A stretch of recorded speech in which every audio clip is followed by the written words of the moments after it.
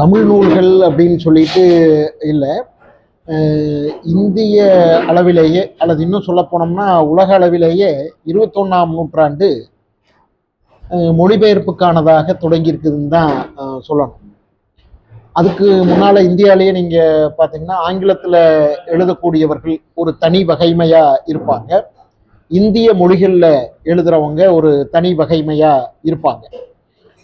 இந்திய மொழிகளில் எழுதுகிறவங்களுடைய நூல்கள் ஆங்கிலத்துக்கு போகிறதுங்கிறது ரொம்ப அபூர்வமாக தான் நடக்கும். நமக்கு இந்த உலகமயமாக்கல் இதெல்லாம் வந்ததுக்கப்புறம் புத்தக சந்தையும் பெரிய அளவுக்கு விரிவடைஞ்சதுக்கு அப்புறம் 2000க்கு அப்புறம் தான் படிப்படியாக இப்போ இந்திய மொழிகளிலிருந்து பிற மொழிகளுக்கு ஆங்கிலம் அது மட்டும் இல்லை, மற்ற உலக மொழிகள், இந்திய மொழிகள், பிற மொழிகள் இதுக்கெல்லாம் போகிறது அப்படிங்கிற ஒரு நடைமுறை சாத்தியமாயிருக்கு. இன்னைக்கு நம்ம விடவும் அதில் முன்னிலையில் இருக்கக்கூடியவங்க இந்திய மொழிகளில் மலையாளம், பெங்காலி, கன்னடம், இந்தி இந்த 4 மொழிகளும் நம்ம விட அவங்க முன்னால் இருக்காங்க. காரணம் என்ன அப்படின்னா, அவர்கள் இந்த பிற மொழிகளுக்கு கொண்டு போகிறதுக்கான அந்த நடைமுறை இருக்கு பாருங்க, அந்த நடைமுறையை அவர்கள் அறிந்திருக்கிறார்கள் ஒன்று. அப்புறம் நம்ம விட அவங்களுக்கு பிற மொழிகளுக்கு மொழிபெயர்க்கக்கூடியவர்கள் ஆட்கள் கூடுதலாக இருக்கிறாங்க. அங்கேயும் போதுமான அளவுக்கு இல்லைன்னு அவங்களும் ஃபீல் பண்ணுறாங்க. ஆனால் நம்மோடு ஒப்பிடும்போது அவங்களுக்கு கூடுதலாகவே இருக்கிறாங்க. இந்த 2 காரணம்தான் அது. இப்போ இந்த வருஷம் நீங்கள் பார்த்துருக்கலாம், கன்னட மொழிக்கு பானு முஸ்டாக் அவங்க எழுதின சிறுகதை தொகுப்புக்கு புக்கர் பரிசு கிடைச்சிது. அது 2 ஆண்டுகளுக்கு முன்னாடி அவங்க கீதாஞ்சலி ஸ்ரீ அப்படின்னு இந்தி மொழியில் எழுதின ஒரு நாவலுக்கு அது ஆங்கிலத்தில் மொழிபெயர்க்கப்பட்டு அவங்களுக்கு புக்கர் பரிசு கிடைச்சிது. இடையில என்னுடைய நாவல் புக்கரில் அந்த நெடும்பட்டியலுக்கு போச்சு. அது இதெல்லாம் சாத்தியமானது அப்படிங்கிறது நமக்கு முன்னால் நாம் அப்படி யோசிச்சு பார்த்துருக்க முடியாது. இப்போ அது சாத்தியமாகுது. உலக மொழிகள்லேயே பிற மொழிகள்லாம் நம்ம கொண்டு போகிறதுக்கான சாத்தியம் கூடியிருக்கு. இப்போ நம்ம தமிழ்நாடு அரசாங்கமும் உலக மொழிகள் என்ன நடக்குதுன்னு பார்த்து இவங்களும் அது போல் சில ஏற்பாடுகளை பண்ணுறாங்க. இப்போ ஜெர்மனில் அந்த ஃப்ராங்க்ஃபர்ட் புத்தக கண்காட்சிங்கிறது ரொம்ப முக்கியமான ஒன்று. அது புத்தக கண்காட்சி, அந்த புத்தக கண்காட்சி எப்படியானதுன்னா, அது புத்தக விற்பனை செய்யக்கூடிய இடம் இல்லை. அது இலக்கிய முகவர்கள், பதிப்பாளர்கள், மொழிபெயர்ப்பாளர்கள் இவங்கெல்லாம் கூடி பேசக்கூடிய, அவங்களுக்குள்ள புத்தகங்களை, இந்த புத்தக சுருக்கங்களை இதையெல்லாம் பகிர்ந்து கொள்ளக்கூடிய சில ஒப்பந்தங்கள் கையெழுத்தாகக்கூடிய ஒரு இடம். அதுதான் அந்த புத்தக கண்காட்சியினுடைய மையம். கடைசி நாளில் மட்டும் இது பொதுமக்களை அனுமதிப்பாங்க. அது எதுக்காகனா, இந்த பதிப்பாளர்கள், முகவர்கள் இவங்கெல்லாம் கொண்டு வந்திருக்கக்கூடிய புத்தகங்களில் பரிமாறிக்கிட்டது போக மீதம் இருக்கக்கூடியதை விற்பனைக்கு வைப்பாங்க. அதை வாங்கிறதுக்கு பொதுமக்களை அனுமதிப்பாங்க. அதுதான் அந்த புத்தக கண்காட்சி. அந்த முறையில் உலகத்தில் வெவ்வேறு இடங்களில் நடக்குது. லண்டனில் கூட அதே போல் ஒரு பெரிய புத்தக காட்சி நடக்குது. பொதுமக்கள் அனுமதியே கிடையாது. அங்கே முழுக்க இலக்கிய முகவர்கள், பதிப்பாளர்கள் இவங்க தான் சந்திச்சுக்குவாங்க. இப்போ நான் கடந்த முறை லண்டனில் நடந்தபோது அந்த புத்தக கண்காட்சிக்கு நானும் காலச்சோடு கண்ணனும் போனோம். அப்போ என்னுடைய புத்தகம் ஐஸ்லாண்டிக் மொழியில் போகிறதுக்கான ஒரு ஒப்பந்தம் கையெழுத்தாச்சு. ஏற்கனவே அவங்க பூனாச்சி வெளியிட்டிருக்காங்க. இப்போ அதுக்கப்புறம் இன்னும் 3 நாவல்களை வெளியிடுறதுக்கு கையெழுத்தாச்சு. நீங்கள் ஐஸ்லாண்டிக்னு ஒரு மொழி இருக்கிறதே எனக்கு என்னுடைய புத்தகம் போகிற வரைக்கும் தெரியாது. அது ஐரோப்பாவில் ரொம்ப ஒரு சின்ன நாடு. அங்கே என்னுடைய புத்தகம் 1000 பிரதி விற்பனை ஆச்சுன்னு சொன்னாங்க. உண்மையில் தமிழ்லேயே நாம் ஒரு புத்தகம் வந்துச்சுன்னா 1000 பிரதி விற்றுதுன்னா அது மிகப்பெரிய விற்பனை. அப்போ அதில் எப்படி அவங்களுக்கு விற்பனை ஆச்சுன்னு அந்த பதிப்பாளர்கிட்ட அங்கே லண்டனில் சந்தித்த போது நான் கேட்டேன். அவங்க சொன்னாங்க, எங்களுக்கு எங்கள் பதிப்பகத்துக்கு சந்தாதாரர் இருக்கிறாங்க. அவங்க ஒரு ஆண்டு சந்தா செலுத்திடுவாங்க. நாங்கள் ஆண்டில் இத்தனை புத்தகம் நாங்கள் வெளியிடுவோம். அந்த புத்தகங்களெல்லாம் அவங்களுக்கு அனுப்பி வச்சுருவோம். அப்புறம் அடுத்த ஆண்டு அவங்க சந்தாவை புதுப்பிச்சுக்குவாங்க. அப்படி எங்களுக்கு 700 பேர் சந்தாதாரர் இருக்கிறாங்க. ஆக நாங்கள் ஒரு புத்தகம் வெளியிட்டோம்னா 700 பிரதி நாங்கள் உடனடியாக நாங்கள் அனுப்பிடுவோம் அப்படின்னு சொன்னாங்க. அப்போ ஒரு சின்ன நாட்டில் அந்த மாதிரியான ஒரு பதிப்பகம் செயல்படுது. அது நமக்கு இந்த மாதிரியான ஒரு இன்டர்நேஷ்னல் புக் ஃபேர் நடத்துறதுனால, அங்கே லண்டனுக்கு போனதுனால தான் நமக்கு அது தெரிய வந்தது. அந்த மாடலில் தான் இப்போ சென்னையில் ஒரு இன்டர்நேஷ்னல் புக் ஃபேர் 3 நாள் நடத்துகிறாங்க. சென்னை புத்தக கண்காட்சி தனியாக நடக்குது, அது இல்லாமல் இது தனியாக நடக்குது. அங்கே பார்த்தீங்கன்னா இப்போ இந்த ஆண்டெல்லாம் 100க்கும் மேற்பட்ட நாடுகள்லேருந்து வந்திருக்கிறாங்க, இலக்கிய முகவர்கள் இவங்கெல்லாம் வந்திருக்காங்க, சந்தித்து பேசியிருக்காங்க. நம்ம அரசாங்கமும் இப்போ பல நாடுகளில் அது உண்டு, அரசாங்கம் அவங்களுடைய மொழி நூல்கள் பிற மொழிகளுக்கு போகிறதுக்கு நிதி உதவி செய்வாங்க. அது மூலமாக தான் இப்போ தமிழ்லேயே நீங்கள் துருக்கி மொழியிலிருந்து நமக்கு வந்திருக்குது, இத்தாலி மொழியிலிருந்து வந்திருக்குதுன்னா அந்த நாட்டு அரசாங்கம் அவங்க மொழி நூல் இன்னொரு மொழிக்கு போகிறதுக்கு ஒரு குறைந்தபட்ச ஒரு தொகை அவங்க தருவாங்க. அந்த நிதி உதவி கிடைச்சதுன்னா மொழிபெயர்க்கிறதுக்கும் வெளியிடுறதுக்கும் சுலபமாக இருக்கும். தமிழ்லேயே அப்படி நிறைய பேர் வாங்கியிருக்காங்க, காலச்சோடு வாங்கியிருக்காங்க, எதிர் வெளியீடு வாங்கியிருக்காங்க, ஆழி பதிப்பகம் வாங்கியிருக்காங்க, இப்படி நிறைய பதிப்பகம் அந்தந்த அரசாங்கங்களுடைய நிதி உதவியை வாங்கியிருக்காங்க.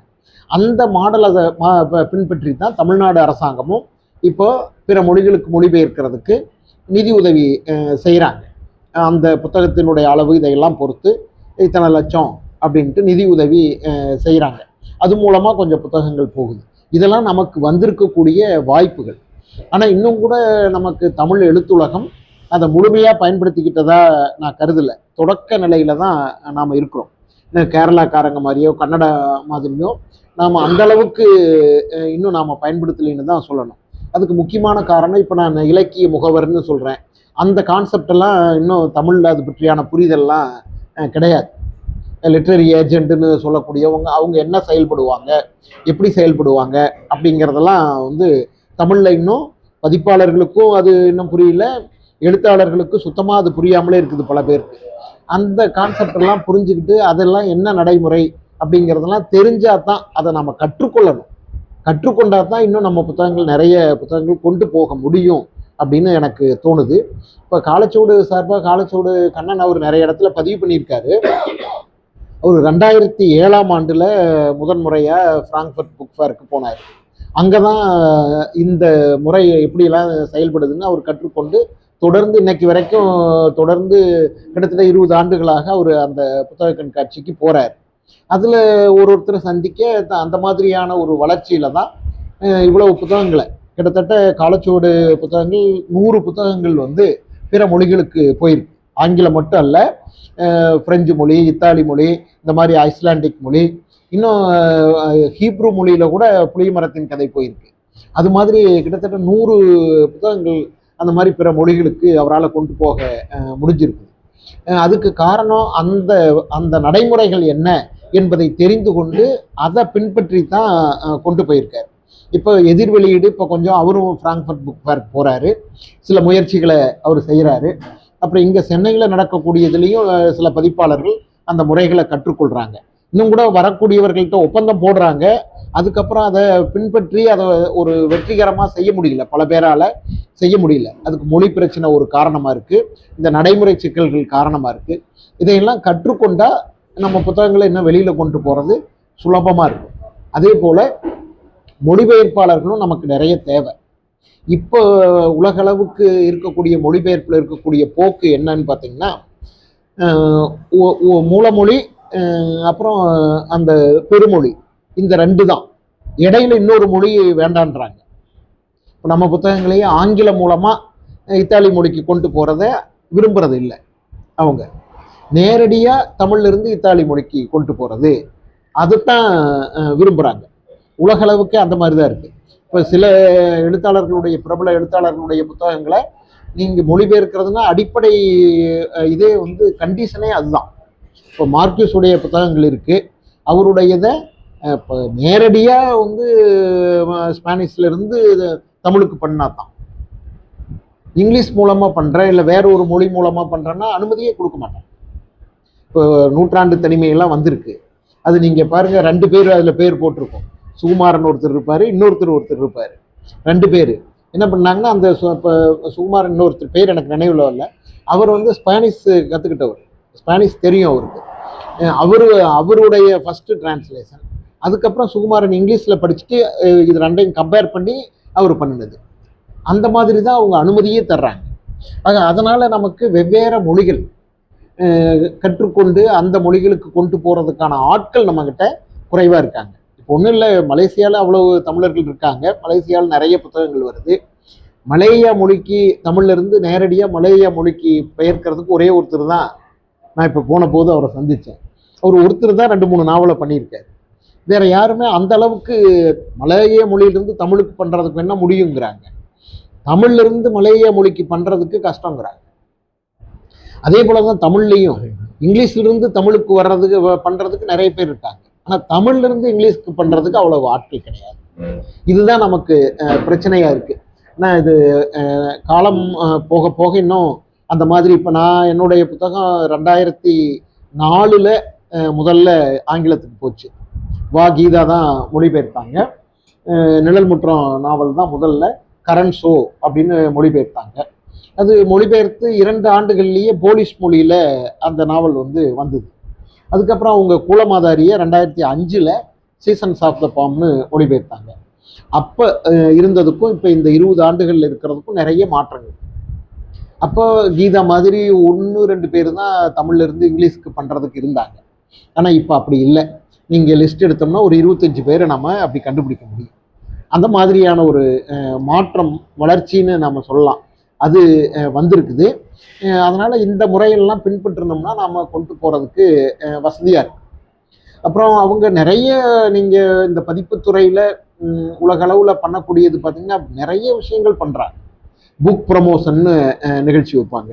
இப்போ நான் இப்போ கடந்த ஆண்டு ஃப்ரான்ஸுக்கு போனதுக்கு அதுதான் காரணம். அவங்க காலிமார்னு ஒரு மிக பிரபலமான பதிப்பகம் ஃப்ரான்ஸில், அவங்க மாதோர்பாகன் நாவலை ஃப்ரெஞ்சு மொழியில் வெளியிட்டாங்க. ஃப்ரெஞ்சுக்கு மொழிபெயர்த்தவங்க தமிழ்லேருந்து நேரடியாக பண்ணாங்க. அவங்க ஃப்ரெஞ்சு மொழி கற்றுக்கிட்டவங்க, லெத்திசியான்னு சொல்லிட்டு அவங்க தமிழ் மொழி கற்றுக்கிட்டவங்க. அவங்க தமிழ்லேருந்து நேரடியாக பண்ணாங்க. சோபா சக்தியுடைய புத்தகமும் அவங்க பண்ணியிருக்காங்க. அங்கே போன போது அவங்க நான் ஒரு 15 நாள் நான் தங்கணும்னு சொன்னாங்க. 15 நாள் இருந்தேன். 15 நாள் அவங்க புக் ப்ரமோஷன்னு நிகழ்ச்சி வைக்கிறாங்க. அதாவது இந்த புத்தகத்தை புத்தகம் வந்துச்சுன்னா சும்மா விற்பனைக்கு மட்டும் கொடுக்கறது இல்லை. அவங்க அதை எப்படியெல்லாம் வாசகர்கள்ட்ட கொண்டு போய் சேர்க்கலான்னு அதுக்கு முயற்சி எடுக்கிறாங்க. அந்த முயற்சியில் பல இடங்களில் நான் போய் நிகழ்ச்சிகளில் கலந்துக்கிட்டேன். பல்கலைக்கழகங்களில், கல்வி நிறுவனங்களில், அப்புறம் புத்தக கடைகளில் கிட்டத்தட்ட ஒரு 10 புத்தக கடைகளுக்கு நான் போயிருப்பேன். அங்கே வாசகர்கள் சந்திப்பு, அவங்க கேட்கக்கூடிய கேள்விகளுக்கு பதில் சொல்கிறது, அப்படியான நிகழ்ச்சி. இந்த மாதிரி அவங்க புக் ப்ரமோஷன் அப்படின்னு வைக்கிறாங்க. அது நம்ம இப்போ நிறைய பேர் கேட்குறாங்க, நீங்கள் அங்கே ஃப்ரெஞ்சில் போய் எப்படி மொழி தெரியாமல் இது பண்ணுவீங்க. அவங்க எனக்கு லெத்திசியா மொழிபெயர்ப்பாளராக இருந்தாங்க. அங்கே போய் நீங்கள் ஆங்கிலம் தெரிஞ்சாலும் பிரயோஜனம் கிடையாது.